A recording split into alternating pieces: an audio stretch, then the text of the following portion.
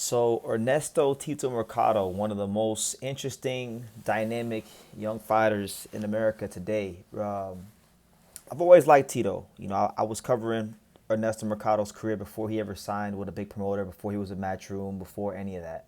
So I've been hip to a little bit longer than most people in boxing media, and I like him. I feel like anytime he's had the chance to display his skills to the world, he's definitely been worth our time, our energy, and our attention. But I wanted to come on here and give some honest thoughts about this news that he's recently signed with Dimitri Salita and Salita Promotions. Now, one thing I've noticed with Ernesto Mercado is that number one, this is going to be his third promoter in less than 2 years.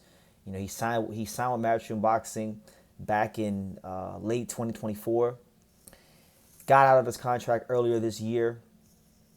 Then he was with DMG, the new startup over there in Southern California, DMG Boxing, and that was very short. That lasted about a month. And now he's with Salita Promotions. So when I see so much movement in such a young fighter's career, who's like, let's be real, he's not a big name yet. He's still getting his name established in boxing. What I feel what it signifies to me is some instability, and I have it on good authority because I was hearing about him getting an offer from like 2.5 to 3 weeks before this signing got announced. I was being told by a couple of people in the boxing world that Salita Promotions had made Ernesto Mercado an offer, and that this was a possibility, and so now he's went there and he signed there now. Is it the worst thing in the world? I mean, it depends on who you ask. But for me personally, they don't have a great track record. Look at just recently, like Michelle Rivera is suing them. You know, they were a big part of the production for the Angel Leo Rice and Lean fight. Angel Leo has not got paid yet, so there's that, and they have enough lawsuits to go around. They don't have the best reputation. I'm sure. I know for a fact from talking to Salita, he's got ambitions, and I don't wish nothing bad on Dimitri Salita. But what I'm saying is, when you're a young, vibrant, dynamic fighter like Mercado, you normally don't find yourselves at the Salitas of the world. That's just a God's honest truth. So I've heard throughout the years that one of the reasons why Mercado is not getting bigger fights against bigger names is because of his dad, which I don't know. I'm not in the negotiating room, but I do know how boxing people are when it comes to dads. And I've seen the aspect of dads being overprotective of their sons and being delusional about their son's actual value. But then I've also seen dads who handle their business well in an efficient manner. So you gotta look after your son. It's a fine line and it's tough. I can't get mad at Mercado's dad or say anything bad about him, because fight game is cruel and it's vicious, and that's still your son at the end of the day. It's your own blood, and you want the best for your kids. So it's a fine line to walk between knowing your son's actual value and negotiating to get the best deal, and then also protecting him from the evils of boxing. Right? I understand all that, but Mercado, if you look at him right now, he's knocking on the door of a potential world title opportunity, because he's five. His two highest rankings are in the WBO and IBF. He is the current WBO number 4 contender and the current IBF number 5 contender. So there's fights with guys like Adam Azim potentially there. Maybe a guy like Oscar Duarte could be there, and I think it'll really be up to the fine folks at Salita Promotions to make it happen for him, to get him those opportunities, because let's have it right. Mercado is like not. I was saying, Ernesto Mercado is not a big name. He doesn't have a massive profile. He is what you would call a high risk, low reward. And Salita Promotions is not the biggest promoter with the most skin in the game. And I think that's going to make the high risk, low reward stuff even more of a thing, even though I do know that Salita has a good relationship with the IBF and things like that. So maybe he gets maybe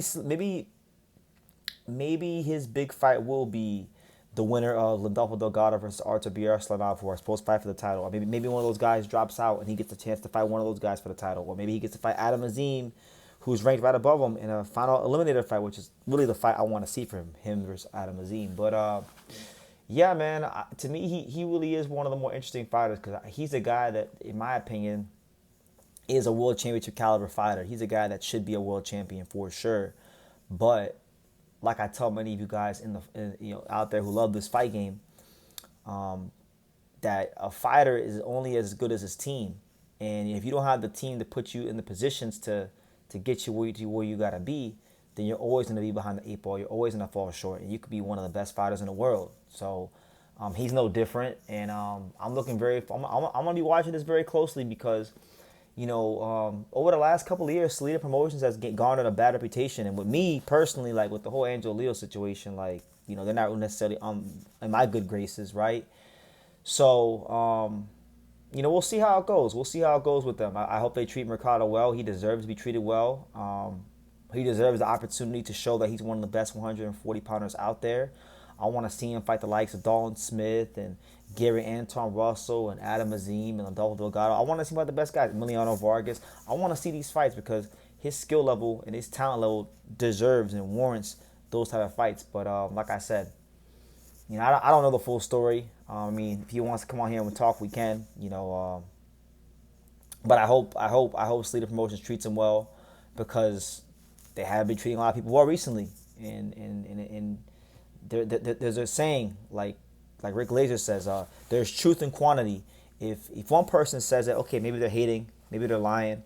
But if 10 people say it, if 15 people say it, if 100 people say it, then there might be some validity to some of these claims that are being made by people out there in the world, in this case, the boxing world. So, yeah, that's the news, guys. Those are my thoughts on Ernesto Mercado signing with the fine folks at Salita Promotions, and I hope that it works out well for him, and I hope they keep him busy and active. From my understanding, from what I've seen, his first fight's going to be against Emmanuel Tego, the corpse of Emmanuel Tego. I mean, Emmanuel Tego's been professional for a long time. I think Emmanuel Tego turned professional like in 2004. I know Emmanuel Tego very well. He used to train down in South Florida. He was a Peter Collin fighter at one point. And, it took him a while to get the Ryan Garcia fight, get an opportunity in his career. So, he gets an opportunity again to right some wrongs in his career. But really, he's really long in the tooth. I mean, how old is Tego?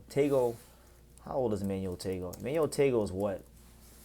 Emmanuel Tego is 37 years old. So, yeah, he's long in the tooth in this fight game. And, these are the kind of opponents Mercado's fighting. But a good veteran. Hopefully, he can give him some rounds, give him some different looks, and prepare him for some of these big fights that I hope, fingers crossed, I hope Salita Promotions can deliver him sooner rather than later because he deserves those fights. But, yeah, those are my thoughts on Mercado going to Salita Promotions. Let me know what you guys think in the comments down below, and I will see you in the next video.